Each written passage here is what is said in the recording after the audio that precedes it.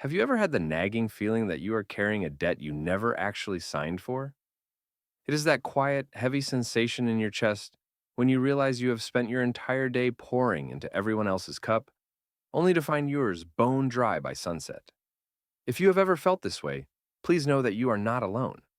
In fact, you are likely part of a silent legion of women who have been branded as the good ones.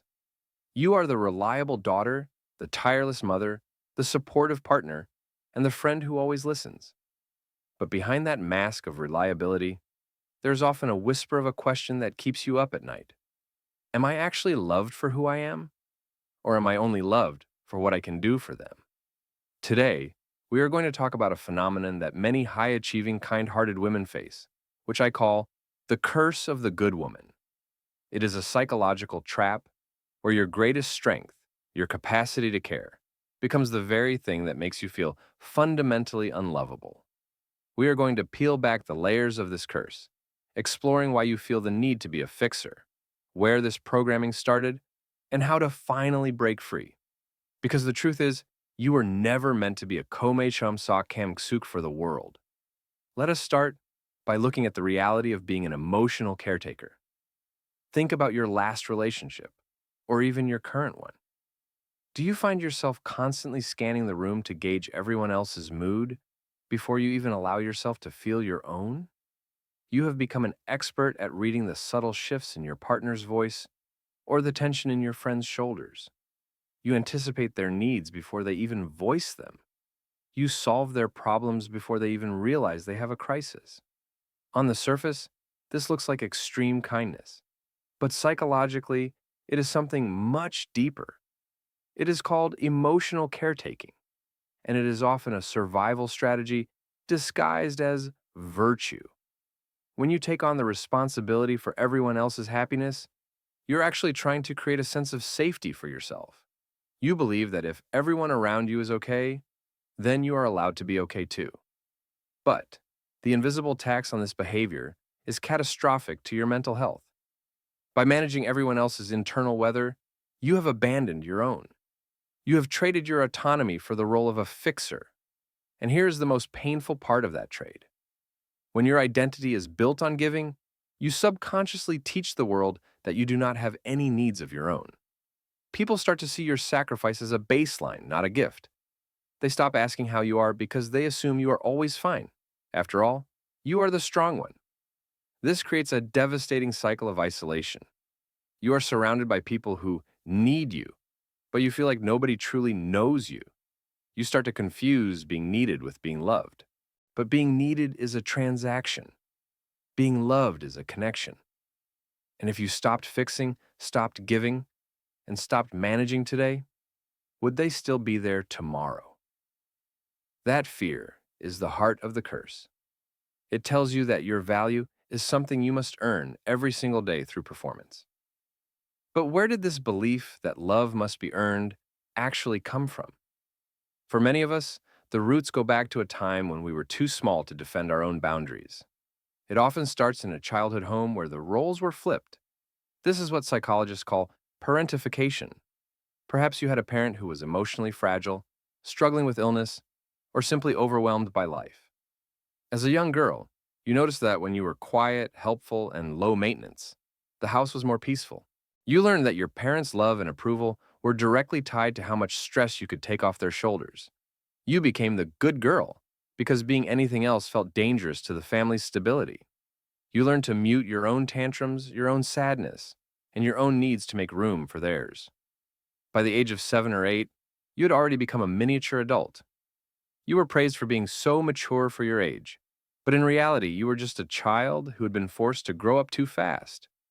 This programming does not just disappear when you turn 18. It follows you into your career, your friendships, and especially your romantic life. You find yourself attracted to people who need saving or fixing. You unconsciously recreate the dynamics of your childhood because, for you, caretaking is the only language of love you know. You feel a sense of purpose when you are helping someone else, but you feel a sense of worthlessness when you are just being. You are stuck in a loop of trying to heal your childhood wounds by saving people who are not capable of loving you back in the way you deserve. But there is another layer to this curse, one that is reinforced by the world we live in today. We live in a culture that rewards women for having it all and doing it all. Social media tells you that you should be a CEO, a fitness model, a gourmet chef, and a perfect mother, all while looking effortless. This is the wall of perfection. You have been taught to see yourself through the eyes of others, valuing your appearance and your utility above your substance. Psychologists call this objectification theory. When you objectify yourself, you start to believe that you are a product meant to be consumed by others. If the product is flawed, if you are tired, if you have boundaries, if you say no, then you fear the product will be rejected. You spend hours editing your life to look perfect because you are terrified that if people saw the real you, the messy, exhausted, uncertain you, they would leave. You have built a prison out of your own high standards. You think that by being perfect, you're making yourself more lovable. But the opposite is actually true. Perfection is a barrier to intimacy. Intimacy requires vulnerability, and vulnerability requires the courage to be imperfect. People cannot connect with a statue. They can only connect with a human being who has cracks. By hiding your struggles, you are denying the people who actually care about you the chance to love you for real. You are keeping yourself safe, but you are also keeping yourself lonely. So, how do we start to break this curse? How do we move from being a my chum, Socam XUC, to a woman who is truly free? The first step is the most difficult. You must learn to set boundaries without apologizing for them. Rangioi, boundaries, are not meant to keep people out. They are meant to keep you in. They are the invisible lines that define where you end and where another person begins. When you say no to an extra task at work or a draining favor for a friend, you are not being selfish. You are being honest. You are saying, I value my energy enough to protect it so that I can show up fully for the things that truly matter. At first, setting boundaries will feel like a betrayal.